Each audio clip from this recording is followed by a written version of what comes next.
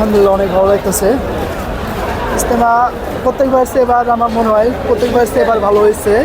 কোনো গ্যালজাম ফেসাদ নেই। এর আগে যা হোক একটা গ্যালজাম ফেসাদ হয়েছে, এই জন্য মানুষ হয়তো অনেকটা আতঙ্কের মধ্যে ছিল, কিন্তু আলহামদুলিল্লাহ তেমন কিছু হয়নি। এবার ইজতেমা অনেক ভালো হয়েছে প্রত্যেকবার এসে। তো আগেকার সরকার এসে মনে করি তত্ত্বাবধায়ক সরকারের ইজতেমাটা অনেক সুন্দর হয়েছে। আগামীতে হয়তো এর চেয়ে অনেক সুন্দর হবে এই প্রত্যাশায় মনে করি আমরা। আলহামদুলিল্লাহ আইন শৃঙ্খলার বিষয়ে গতবারের চেয়ে এবার কঠোর বেশি আছে, এবং আরেকবারের চেয়ে এবারে ইজতেমাটা অনেক ভালো হইতেছে। এটা আমি কোন সময় দেখি না, এবার প্রথম দেখতেছি 3টা পর্ব হবে।